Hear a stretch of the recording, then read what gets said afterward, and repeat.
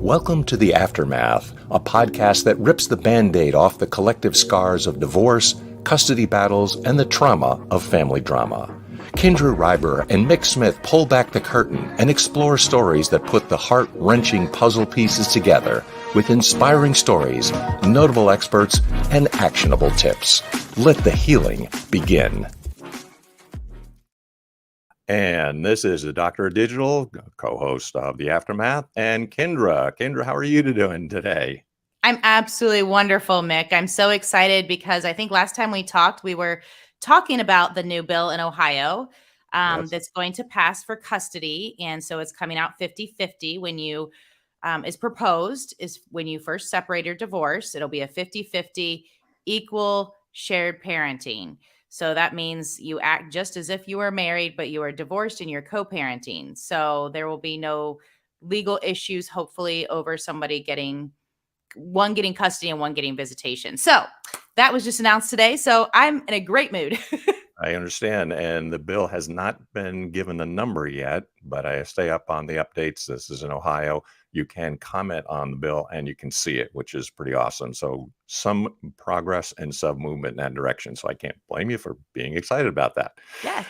And likewise, so we have Susan Shofer here today. Is unbelievable. Got to hear all the great things that she has in terms of her background. She's a CDC coach, certified divorce coach. She has an MBA, agency licensed private investigator. So you got to wonder what's going on, looking at what have you. And also the TEDx talk. I'm telling you, if you're going to watch it like I did, it came so close to my own situation and what I experienced. And keep a box of tissues handy because she nails parental alienation. And with that, welcome to the show, Susan. We're so excited about having you on our show. And thank you for spending some time with us today. It's a pleasure to be here. Thank you for having me join you. So can you tell us a little bit about your background? Gave an introduction, but with so many things, what would you say about yourself and what can you introduce in terms of background so we can get chatting with you and find out all the great stuff that you have to share with us? Well, you pretty much nailed it. You pretty much nailed it. I'm a CDC certified divorce coach. I was a long-time agency licensed private investigator. My background is in fraud.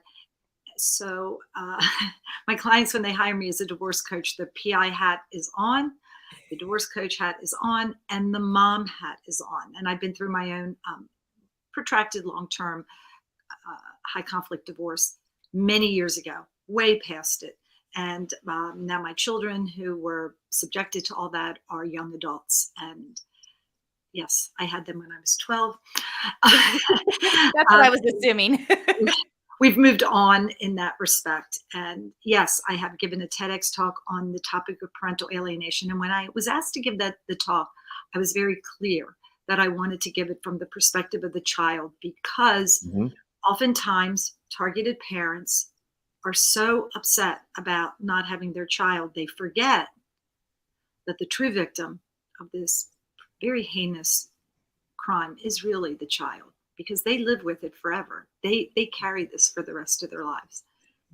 And, you know, this is why I said I had to have a box of tissues when I was watching, because it's so close to my situation. You give an example of a daughter. My daughter was between 5 and 8 when this was happening. So it was right at the age that you're describing. But one of the points that you made was how a person as an adult may go into confusing love and hate and also getting into abusive relationships as a result of what happened. Is that what you find through your experience and counseling through divorce?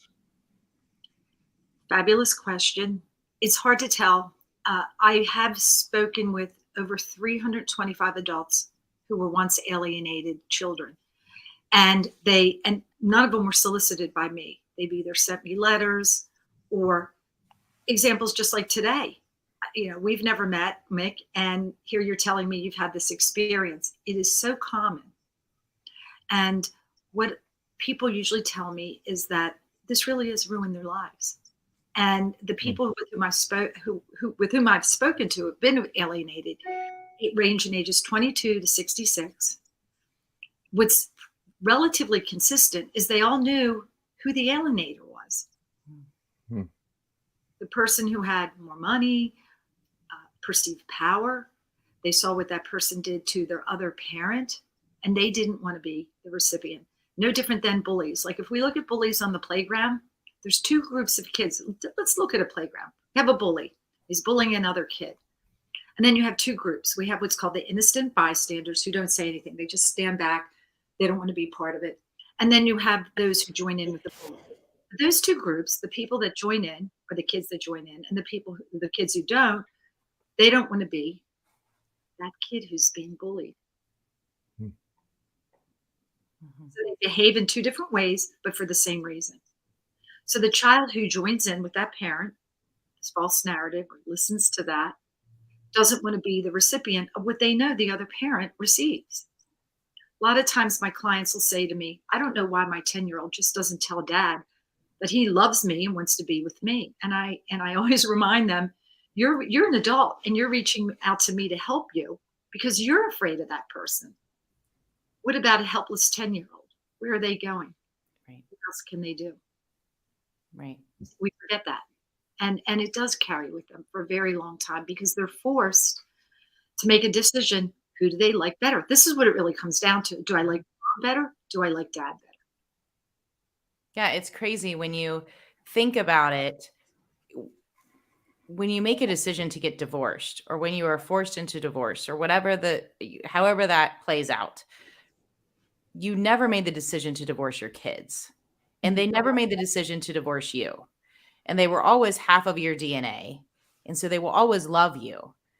And so I think this is a very interesting perspective on, and I like how you talk about the adult children, because I think viewing it through their eyes when they're older and then looking back and assessing it, trying to figure out what happened and any psychological damage or, trauma that they have that follows them, on how to fix that, right? How to change that perspective, maybe how to go back. So maybe let's start with, if you have a child that you haven't seen in a little while, do you force them into seeing you? What is your opinion on that? How, from the child's eyes and perspective and the situation they're in and understanding their environment, do you force the child to see you? Because that's what we want as parents, right?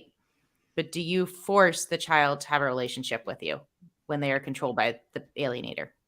Well, the question becomes, what is force? If you have young children and they're alienated and they're still within that framework of the other parent has violated a custody arrangement, and then the children are now being forced to be with you, oftentimes there is a suggestion of reunification therapy. Forcing is really a hard term to use because, and it really depends on what age they are. If they're 16, it's really, when they're teenagers, they're difficult anyway en masse and generally speaking. So if they say things like, I don't want to talk to you, they don't want to, in normal environments, they don't want to talk to you. And how you want to make a 16-year-old talk to you. And when I work with my clients, I talk about the ways to speak to these kids, because take everything that you know about speaking with kids out of the equation, because we as targeted parents believe that we should say certain things, and it just doesn't work. There's a way to talk to the kids. For example, a lot of times when parents get this one maybe day or couple of hours to be with a child they haven't seen, they start going through the litany of questions. How's school? Who's your friends? What do you do? And the child feels interrogated. So they just kind of recoil. And they're getting interrogated by the other parent. Don't say this when you go to your mom's. Don't let them know about my girlfriend. Don't do this. Don't do that. Yeah, I mean, these kids got a lot to remember. What we forget is we don't know what's going on the other side. It's not good, but we don't know what they're hearing all the time. And so when they're with you, they just don't need more of what they consider to be the same. So there's kind of ways to chill back and talk to them a little differently. Really good advice. Really good advice. Isn't there something to be said when parents need to remain being parents? In other words, when Kendra asks the question of force, I mean, I was a parent and of a smaller child, and my attitude was more or less, I guess, the way I was raised. Mom and dad decides. In this case, I'm deciding because I think you have to keep the roles clear. And I would say, I'm the parent, you're the child, this is what you're doing. And I applied that when it came to other activities. So mom signed up child for dance class. I had nothing to do with it, but I still supported it. I said, you're signed up, you're going to go. And I was always the parent because I felt that's my role. And so what I'm saying, isn't it better to keep the roles clear and not allow the child to say, I am going to do this, I'm not going to do that. They're still a child. You decide. I agree with you, but it really depends on what's going on with the other side. This past year, I've had over 10 clients with children 10 years old and younger who are now saying F you to the parent. This is new. And it is stunning. One of the clients, the parents are attorneys. The alienator should know better. And oftentimes, this 10-year-old, 9-year-old, 7-year-old, and as young as 7, is spewing this venom to the targeted parent. And the other parent is standing there and saying, well, of course they say that about you. They can't stand you like I can't stand you. I mean, this is not good parenting by any stretch. And what do you do about that? What do you do about that kind of language? I mean, none of us would have ever considered saying that to our parents. Not only is this child saying it, but they're getting sanctioned by the other parent to say it. I mean, I actually have heard other parents, because my clients will take the video and say, look, is this, look what's going on. And the child's just saying horrible things.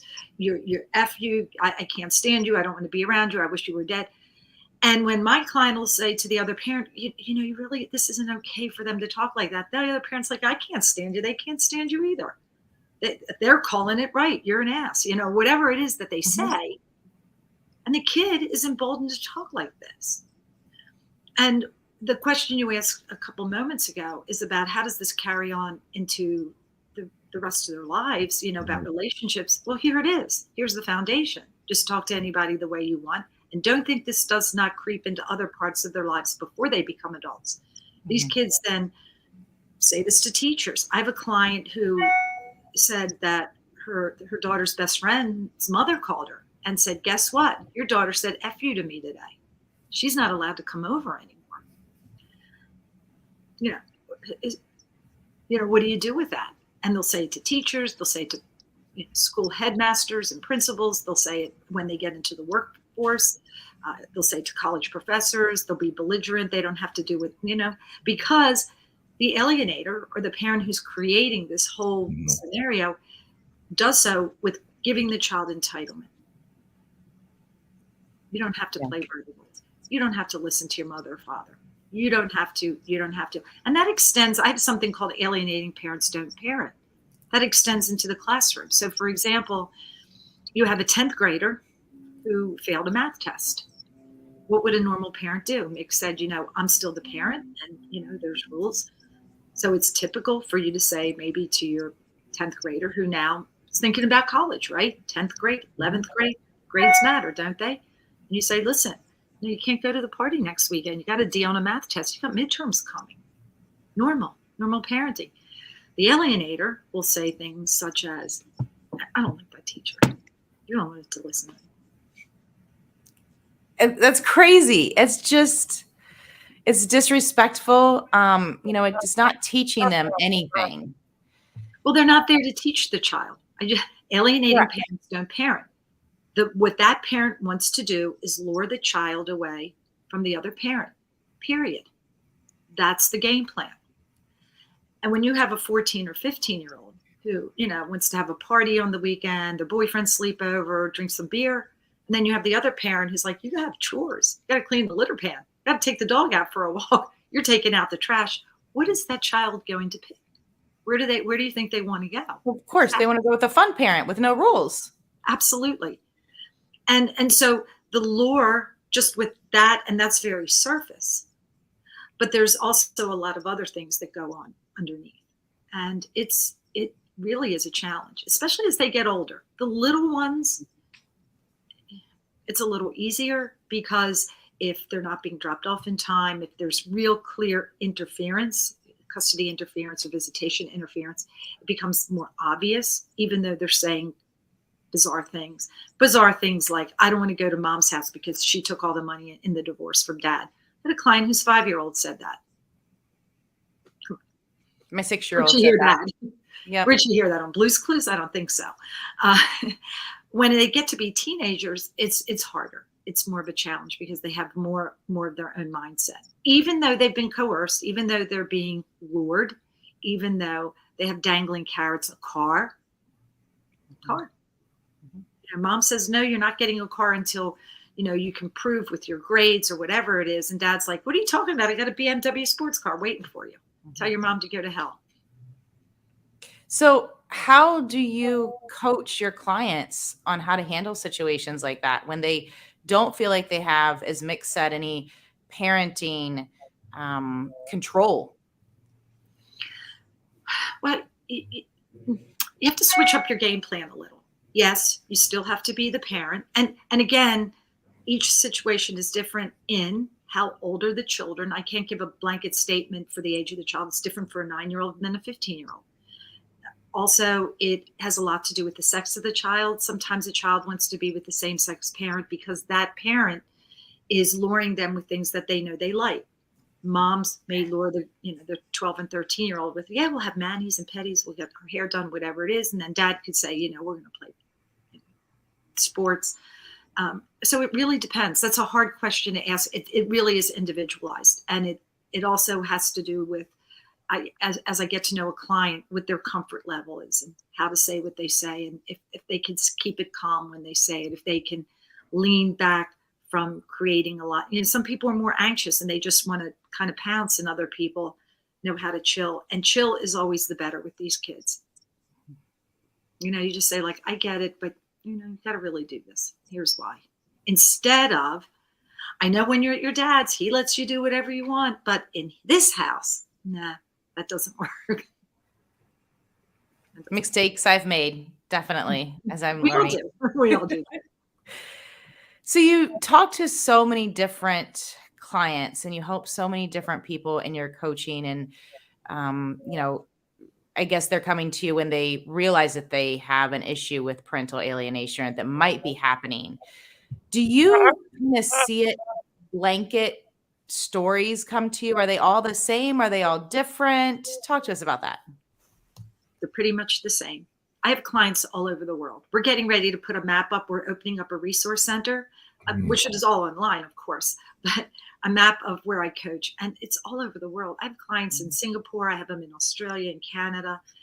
And what is stunning, and I will say to them, you're across the world and your scenario is exactly the same.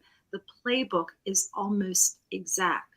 Now, how to resolve it, that's where the challenge comes in, because there's so many different factors, different laws in different countries, the judicial systems. Even here where I am, and as a private investigator, I can tell you right in Baltimore County, we have 5 hearing rooms.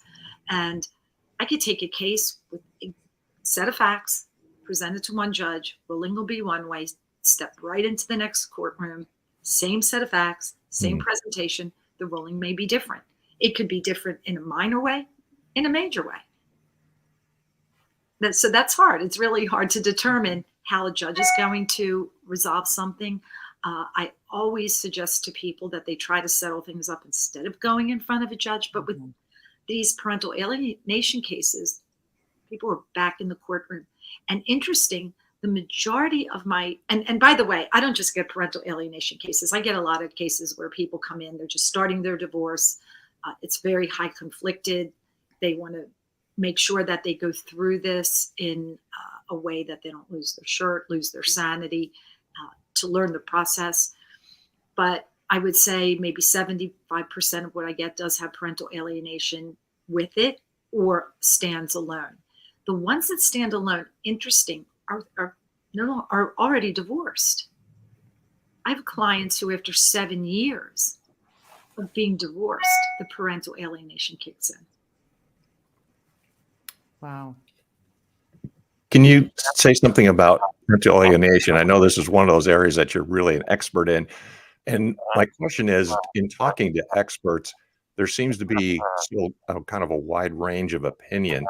Some don't even recognize it. and it hasn't really been enshrined in the psychological literature yet, but it's so powerful. I mean, if a person watches your TEDx talk, I'm telling you, like, you just nail it, and it's so real.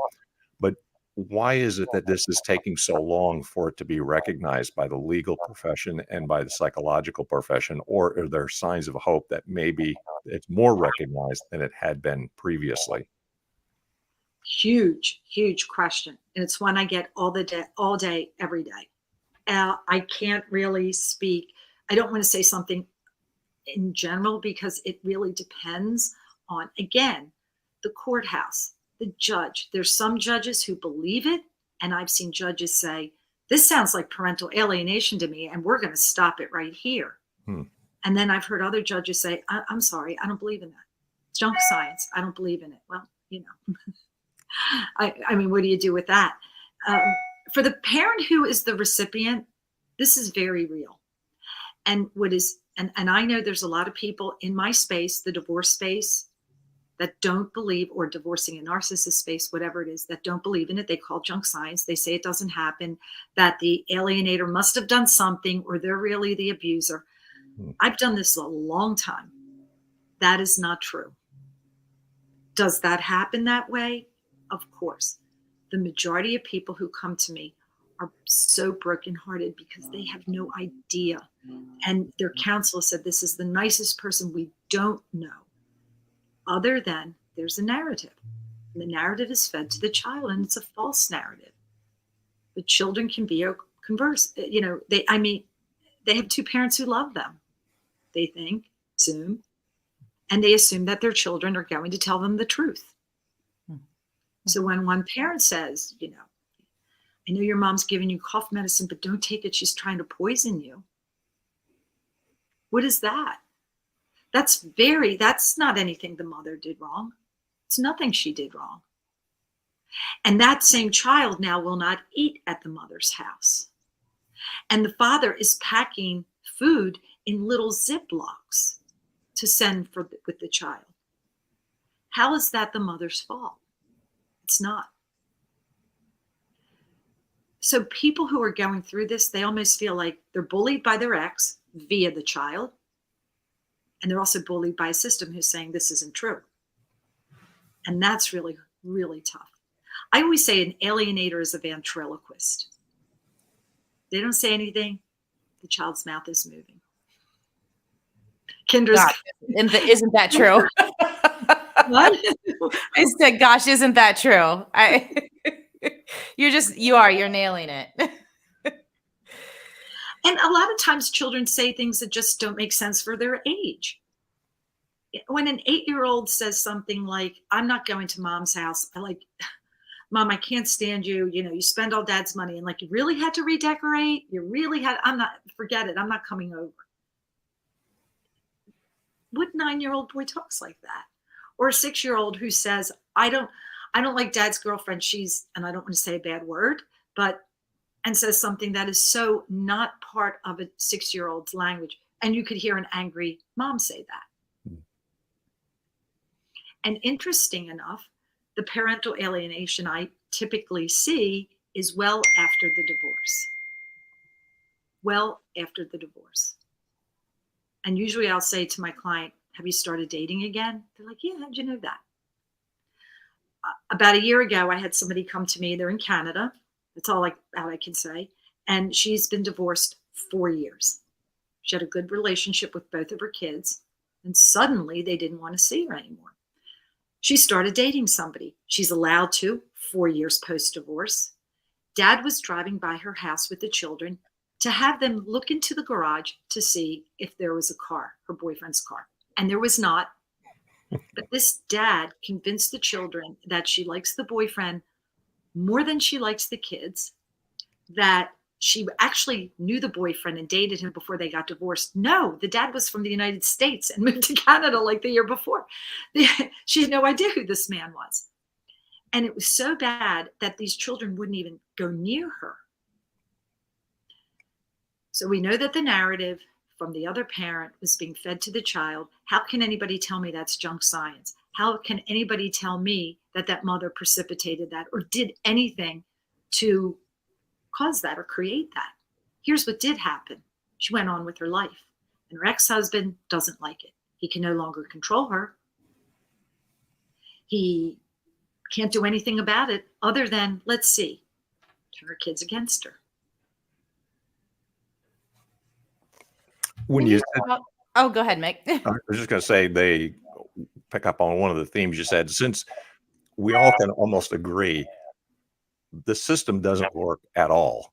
And what you're saying, you can go into two different courtrooms, two different judges, and they rule completely differently based on the same set of objective facts. So that's got to be frustrating. So my Very. question is maybe something you can't answer, but then what can be done, or what could be possibly done for a system that is so completely broken and doesn't follow what you would think would be rational procedural conclusions based on the evidence?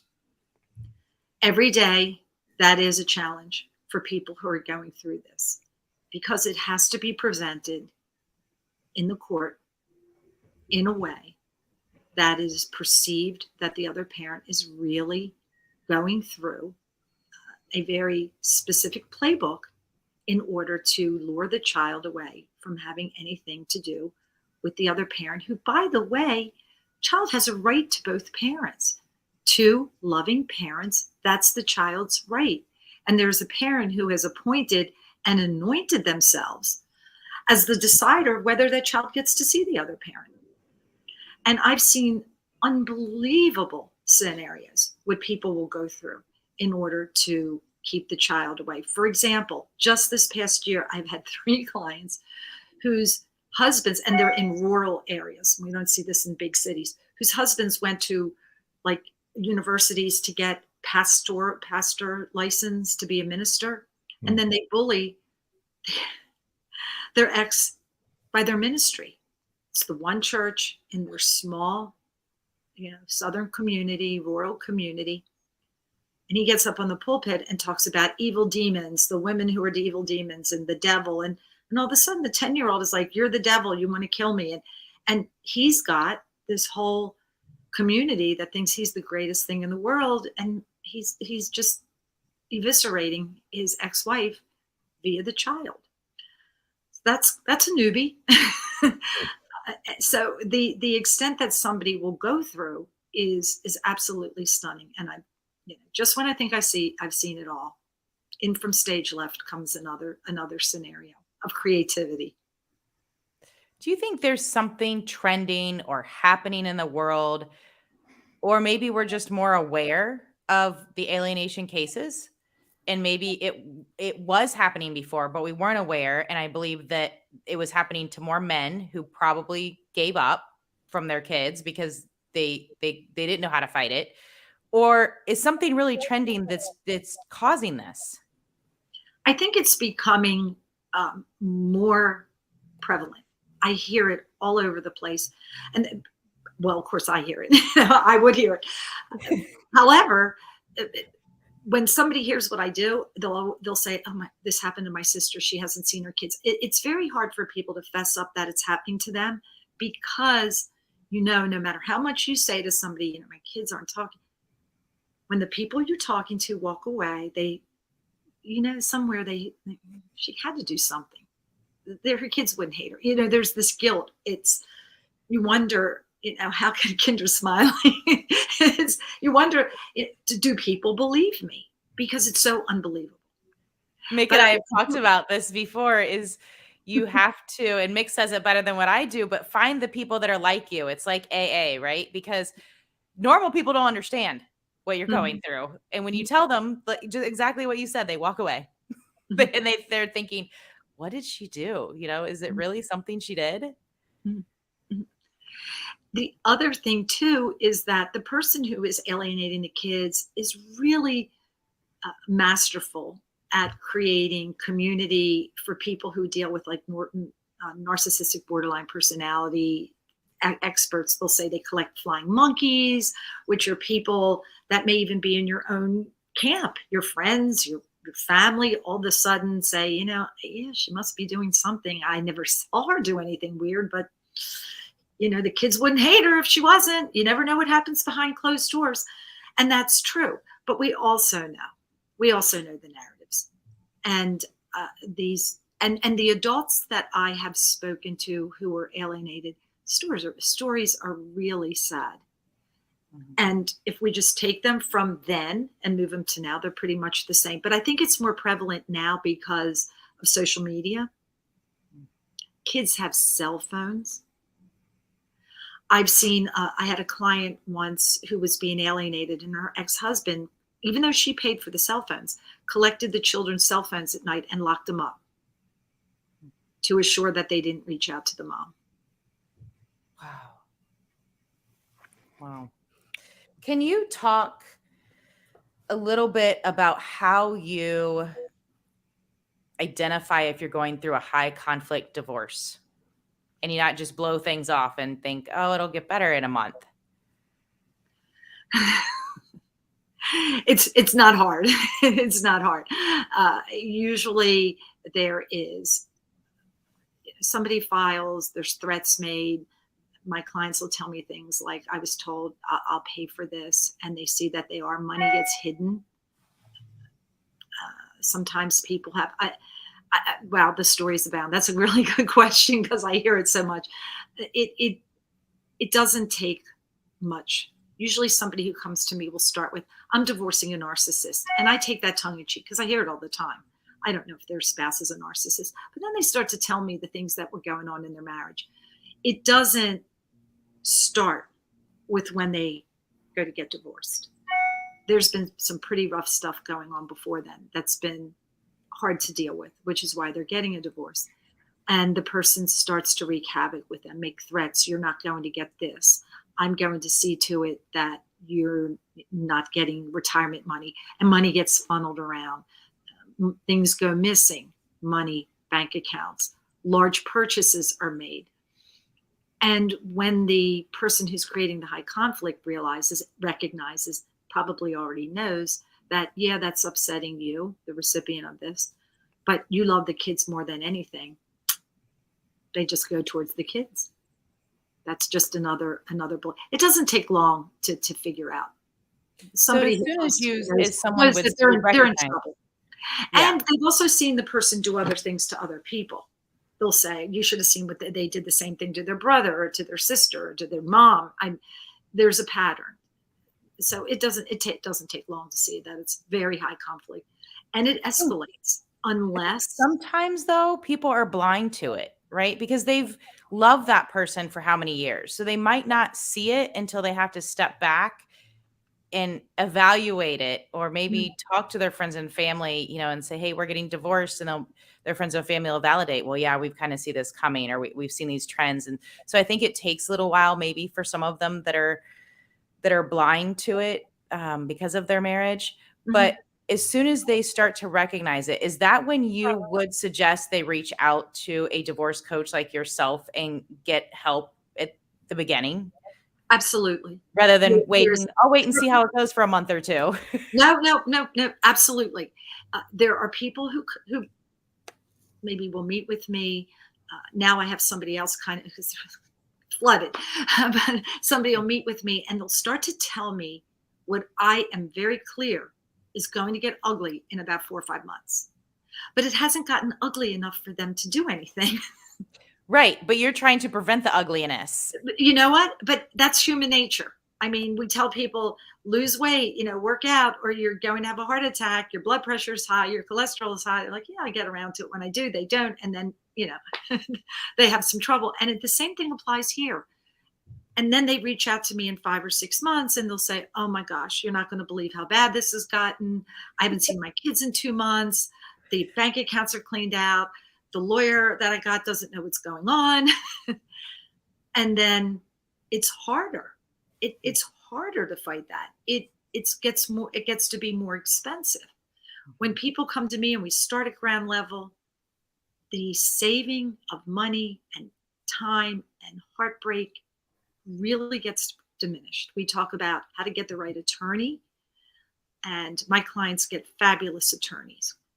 There's attorneys and there's attorneys. There's attorneys who understand high conflict, and then there's attorneys who really get it and know how to litigate it, know how to kind of stop it in its tracks at at certain benchmark times. Uh, we talk about how to be the best client for their attorney, so you don't get on your attorney's nerves. We talk about and they learn about parental alienation. Many of them are already starting to see the underpinnings. Mhm. I think that's a very good point. Your Mhm. attorney is not your therapist. You do not Mhm. call them every day and ask for advice. The other thing too that I say to people, when you're going through a high conflict divorce, you need a team. Have a great divorce coach, a fabulous attorney, but you have to know how to get the right attorney, which we work with people. You also should maybe have a therapist, and people say like, well, that's crazy. Like, no, it's not. I'll ask them, like, tell me about your wedding, and they'll tell me about the entourage they had, the limo driver, the caterers, um, where they got their dresses, where the makeup artist, the hair person. And I go, okay, you'd spend all that time with an entourage of people, like 14 different people for a 4-day event. And now you want to skimp on something as important as this. If you get it right from the beginning, you save tens of thousands of dollars. Seriously. Mm. And if you're in places like LA or New York or DC, And Florida, I was just going to say, you may save hundreds of thousands of dollars. a lot of people will have lines of separation between what you do as a coach and the legal profession. But I'd really like to know if you offer some tips on how to choose a big attorney and a right attorney, because often you get the first one, somebody picks up the phone, that's my attorney. But what would you suggest if a person is in that process to help them through going through the entire divorce proceeding? Most of the clients who come to me are on their second or third attorney. People usually hire attorneys based on referral. They like the parking, they like the colors in the office, instead of asking really specific questions. A lot of times people come to me with collaborative attorneys, and that's fabulous. Divorces are much better, and that's a big movement, and the majority of divorces are collaborative. But if you're in a high conflict situation, you need somebody who really gets it. And my first question, when most people reach out to me, they want to tell me a whole story about what their ex is doing and how terrible it is. But I'll ask the question, tell me what kind of attorney they have. Oh my gosh, they have a bulldog, they have a shark. Okay, what kind of attorney do you have? Well, collaborative. And I'm like, nope, not going to work. You really need somebody that can go. And I hate, it's hard to say you want to be equally on that same level playing field when it comes to attorneys, but one really needs to be. They have to have somebody who clearly understands a high conflict divorce, or some people say divorcing a narcissist, however you want to word it. Not only do they have to know that what you're dealing with, but they also know how to successfully litigate it. And that's different. And I've been in the courtroom a lot as a PI, and I've been cross-examined by tons of them and attorneys, and some are really powerful and know how to litigate very well, and some don't.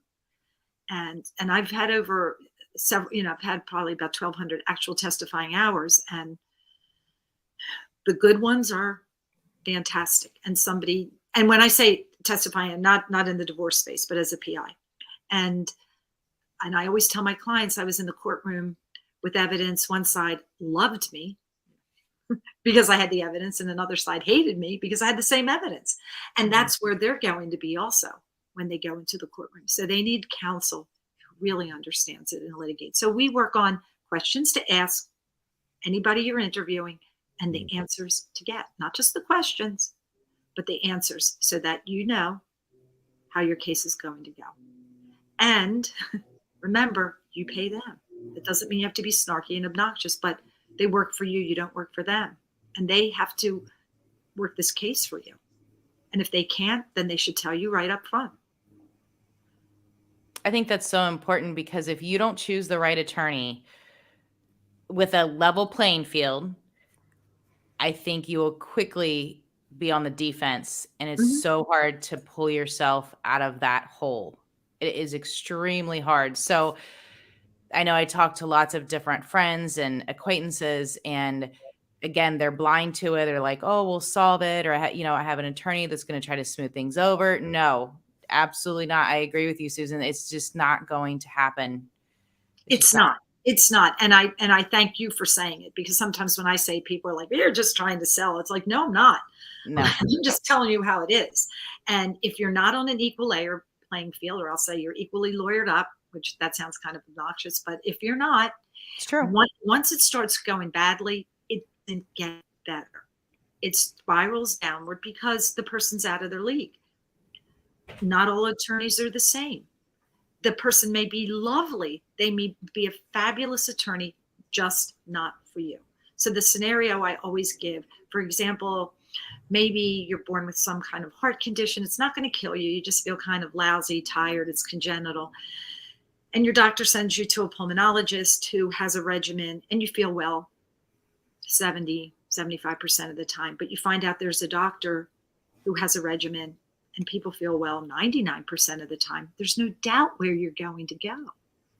The same thing should apply with counsel, with legal counsel, because this will make all the difference in the world. The next thing I do want to say about that, and I know that there's people who want to go into the courtroom pro se, which means they represent themselves. They don't want or can afford an attorney.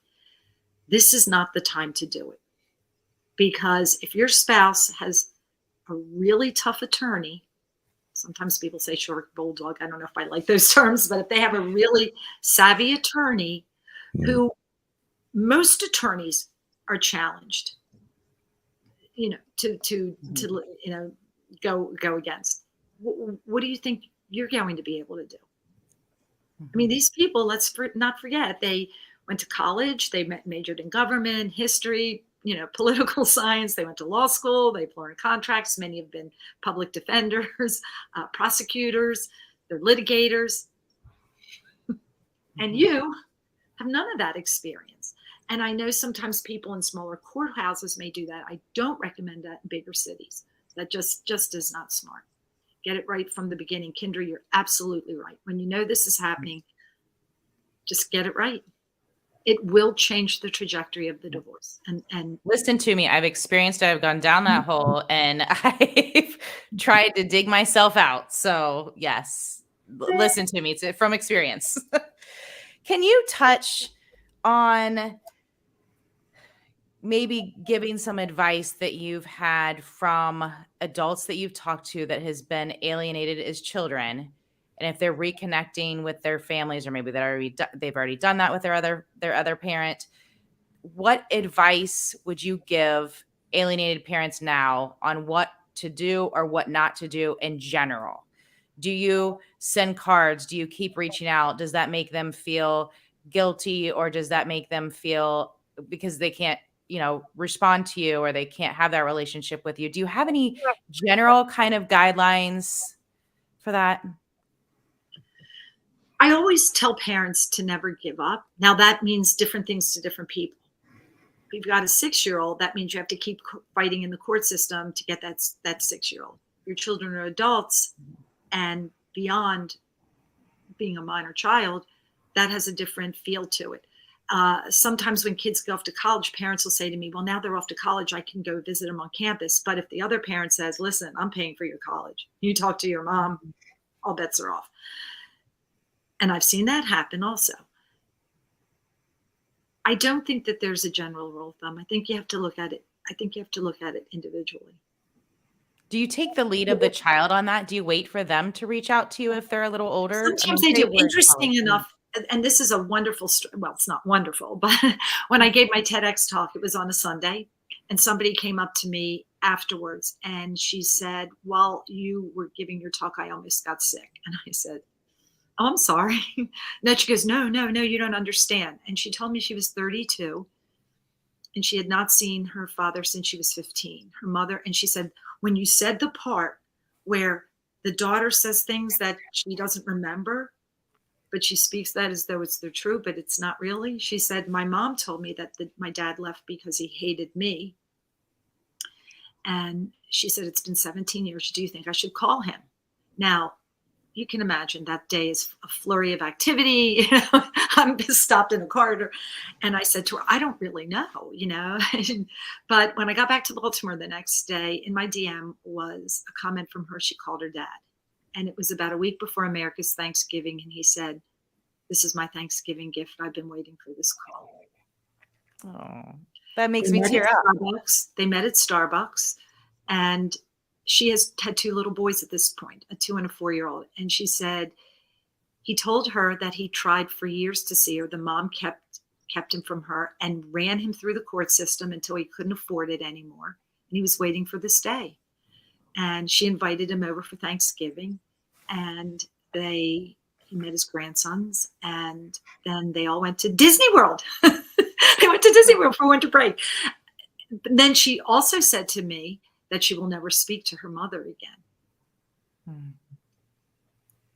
And that's sad, because children should, no matter what your age, be able to speak to both parents. But listen, I mean, the mom told her an absolute it wasn't true. Now, there are times, and I know there's something called estrangement, and I don't want to go off into the weeds about this, where parents really do something.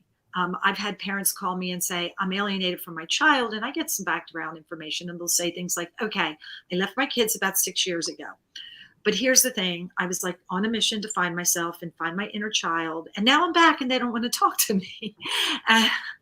And my ex isn't supporting that. And it's like, well, you kind of walked out. And like this is really alienation. Let's talk about what this really is. You have to own this. Right. But in a situation like what I just described with the woman I met at the TEDx talk, this is really, really strong. I mean, and I told her, in my opinion, I thought her dad and she should go into therapy because they've missed a lot of time, both of them. Yeah. Can you tell us, and I know we're getting ready to wrap up, but I would love to hear how you came to find your passion in doing what you're doing now. Truthfully, I was minding my own business as a private investigator. Love investigative work. That is so my jam. And as I said, when people and I work together, they get a PI hat and they also get a divorce coach hat. And I was giving a talk with a social worker. We were talking about divorce, and I had been through divorce. And she said, you really have this divorce stuff on. You really get it. You should be a divorce coach. And I was like, I don't think so. And then about 5 months later, I was with a group of attorneys over in DC, and they said the same thing. One of them said the same thing. And I thought, maybe that is, maybe that's something I should consider. And then that's really how it started. It didn't climb out of anything other than those two comments. Sure. Now, do you have experience personally with a high conflict divorce or yes. or alienation? Okay. Mm-hmm. I do. I went through a high conflict divorce, very high conflict, over a decade ago, and there was a return, and I, of the parent, and I did have alienation. But it is no longer. However, I don't want to paint a super happy, glorious picture.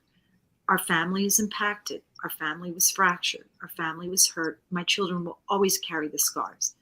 They finished high school. They went to college. They have degrees. There's no way anybody climbs out of this without scars. Mm-hmm. They have good jobs. They have apartments. They have friends. They have significant partners. But the pain is there, and it always will be. But the best we can do is recognize that. And when you have the skills to address it and know what to say, not what to, and sometimes not saying anything is more important. So powerful. I like that. And I love that you have experience and the professional side to help people through this. Now, do you work with attorneys or partner with them, or do you get referrals, or is this on your own? How do people find you? Oh my gosh. I refer people to certain attorneys. I don't get anything for it. I know some really fabulous attorneys throughout the United States who really get this. The attorneys send people to me. People find me through the TED Talk, TEDx Talk. They find me through my social media. they find me. I'm I very found you direct. through Clubhouse. So you're on Clubhouse, that's Clubhouse. another place I do it Monday through Friday. We are doing some really cool things coming up. I'm opening up an institute really soon, where we will have a lot of resources for people that are free. I also have some online courses, especially in parental alienation. I have one that's really inexpensive, where it's 3 hours, where I talk about why the alienator alienates, about an hour of that, then also the legal system, and then a third hour on how to speak to the children. It really gives people a foundation of, is this really happening to me? And they get it. And the people who've purchased that and reached out to me have said, oh my gosh, how is this happening? How does somebody actually know exactly what's happening to me? So we will have that. We are also going to have a retreat soon for people who are getting divorced in this kind of environment. So there's a lot of great things. I do have coaches that work with me because I'm limited in coaching, but the PA cases, parental alienation cases, are the ones that I handle. We will be doing larger master classes because I am one person and I'm really direct. I love that about you, by the way. What did you say? I love that about you, by the way. I love direct. Well, I'm direct because oftentimes people come to me, unfortunately, when they have a hearing in a month, or settlement conference in 2 weeks, or they have a trial in a month and a half. And while they may be traumatized or have PTSD or whatever it is, we got to get working, because they're going to be in court. They're going to be in a settlement. They're going into mediation. And they're going into this with somebody who's very high conflict, who's going to walk in calm, cool, collected, charming, and conniving. And they can't be all over the place. They can't be anxious and angry and agitated and afraid and crying. We've got to get it down to business. So that's the biggest challenge when somebody is so broken down, how to move forward, because something is around the corner. There isn't a lot of time. They don't have the benefit of time often, which is why I always roll back. If you're starting this out, let's get it in the beginning. Get the right counsel, have your nice little team. You will definitely save money in the long run, and that long run's not that far away. Divorce doesn't have to go on forever. It's a finite event, hopefully. I've seen some of them go a little longer than they should. If you have the right team, it doesn't. Yes. So you want to provide contact information? You said how people get a hold of you. What can they do? My name is my social media. My website is my name. Instagram is my name. Everything is my name. And I do it that way because my clients are exhausted and they don't want to remember something. I forgot what that was. So my name is sufficient. And people should really watch the TEDx talk. And if they want to make comments, they can. I respond to the comments. Keep the tissues. I come in there about every 2 months or so. Try to do it more frequently. Sometimes that's not easy, but it will validate what they're going through. Thank you, Mick. It struck a nerve with you. Sure did. Well, thanks for being our guest and sharing all this wisdom and background. I learned a lot. I really appreciate your time and everything. And Kendra, we should mention, right, something about the jailbird and the juvenile delinquent, right? Because we now have something that's out there and people can get a hold of it. And it's going to refer to us, Kendra and Mick. But which one of us is the jailbird and which one is the juvenile delinquent? In any case, get a hold of us at theaftermathhealing@gmail.com and we'll send you a copy of that. So thanks again, Susan, for a great episode. Until next time, appreciate everybody listening, liking, subscribing, sharing, and positively reviewing us on Apple Podcasts. Until next time, Deus Vult.